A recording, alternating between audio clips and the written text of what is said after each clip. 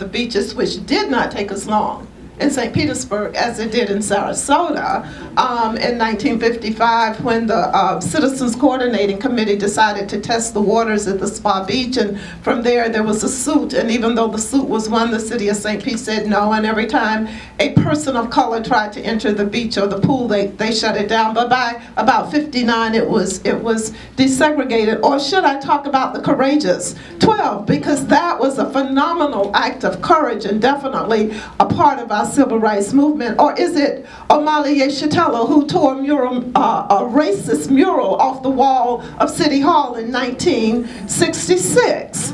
Exactly what is it? I'm going to say the Sanitation Strike of 1968. The Sanitation Strike, led by Joe Savage, and Mr. Fred Winters, who is still alive, was very much a part of that. These were primarily black sanitation workers. There were a few white, and they were fighting for fair wages, fair working hours, fair working conditions. And they went on strike from May to August of 1968. Just think about not having sanitation workers in the heat of the summer for that period of time. And the African American attorneys represented them, and they met at the center in Jordan Park, which is now the Dr. Carter G. Woodson African American Museum. They met there every morning to sing, to pray, to come together, and then they marched down the Fabulous Deuces on their way to City Hall from May to August, fighting for decent pay, fighting for decent working conditions. To me, that is probably the greatest, and there were, that didn't come easily at all. We actually had disturbances around that. St. Petersburg Police Department actually had an armored tank that went down streets spewing tear gas during that time. So it wasn't like Birmingham or Jackson, Mississippi, but it was definitely ours. And I cannot pass this microphone until I also say, and I will mention it later, but another part was the sit-ins at the lunch counters. And that was done in large part by Dr. Ralph Wimbish as president of the NAACP. And we have pictures of Dr. Wimbish sitting alone at a lunch counter, just Dr. Wimbish. He did that almost every day. But he was president of the NAACP when so many of the suits in our community were lodged for social justice and equality and freedom. Thank you. Same question for Tampa. Well, thank you, and I guess if I had to zero in on probably the most significant civil rights demonstration in Tampa, it also would be the sit-in movement that Clarence Ford, his name was mentioned earlier this evening, and I think he may have something on exhibit here. Someone mentioned Clarence Ford. Clarence Ford was a 20-year-old barber in 1960, and he was president of the NAACP youth group at that time. The NAACP leadership tried to talk him out of organizing those sit-ins, the adults. They did not want to challenge the power structure in that way.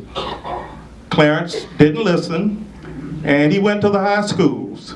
My former high school, if I can hold the book up, Middleton High School, he recruited students there. He went to Howard W. Blake. Middleton is in East Tampa. He went to Howard W. Blake High School in West Tampa, and he went to Booker T. Washington Junior High School in Central Tampa. And he recruited students who went down, sat at the F.W. Woolworth lunch counters. We had a wonderful ceremony there last year commemorating that event. Clarence Ford is still with us.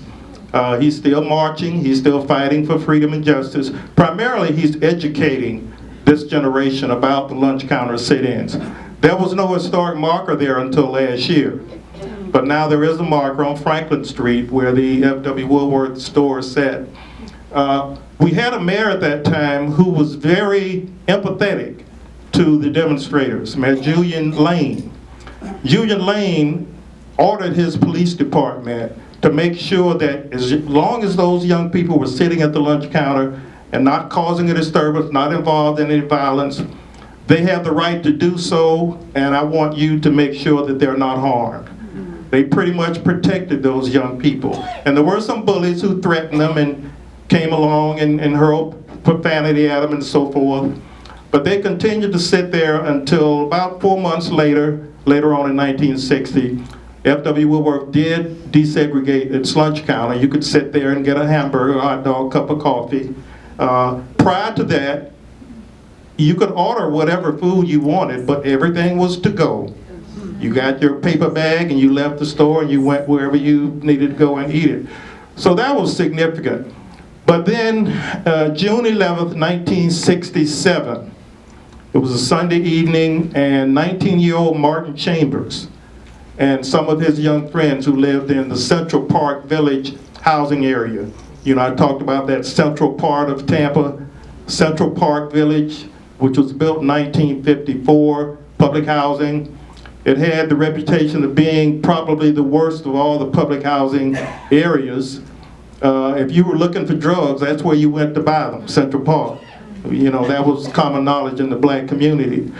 But on that Sunday afternoon, Martin and some of his friends were seen running away from a burglary in downtown Tampa.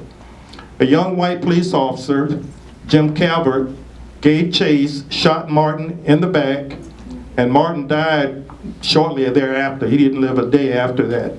A large crowd gathered around the scene, and of course they were all upset, and these were all African American residents. There were no white residents of Central Park Village. And Tampa burned for the next 3 nights. And there was a lot of destruction of property. People were pulled out of their automobiles. If they had white skin and they were driving through the area not knowing what was going on, they were in danger. There was a group of young people who were organized with some of the adult leaders, rather, in Tampa, who called themselves the White Hats because they wore white helmets. And these young people, some of them were the ones who were setting the fires and doing some of the damage and destruction that was going on, but they also helped to restore calm to the city after about a week. That was the beginning of doors opening for African Americans to get job training. We had not had any African Americans working for a General Telephone Company, for example, until after that happened. The city invested in a community relations office, for which I worked for 32 years, my entire professional career with the city. And so there were opportunities that began to open up as a result of that. But as far as beaches, and I'll just end with this, of course, Tampa has never been known for beaches. We're a little more inland. We have Picnic Island, which nobody really went to down in Port Tampa. Everybody knows where the Ben T. Davis Causeway is, right?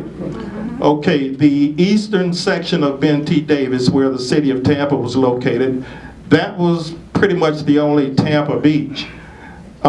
If you're headed on the Ben T. Davis Causeway from Tampa, headed west toward Clearwater, if you're going to Ruth Eckerd, for example, off to the right there was a little area with bushes and rocks that would cut your feet, and for a short period of time that was the Black Beach. But it was so uncomfortable and dangerous, and it just was not conducive. It really wasn't a beach, it was just a little cutout area that blacks were allowed to go to in the 60s. But primarily, our beaches were 2 lakes. Walker's Lake, named for an African-American man who owned property there and had a motel there, and we would go out there on Sundays and have just a great time. Walker's Lake, that was our beach. That was the only swimming area that we knew until we got Cyrus Green Pool. And Keystone Lake. Both Walker's Lake and Keystone Lake were in northwest Hillsborough County. And those were our experiences. But there were no demonstrations to open up the beaches because we didn't have any real beaches in Tampa. Vicki wants to add something to that.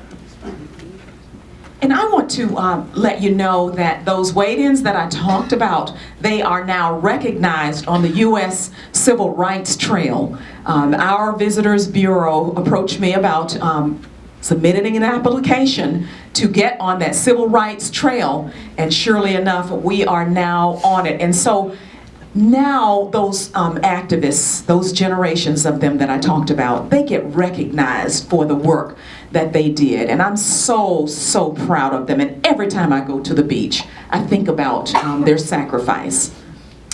Okay, we have about 15 or so minutes, I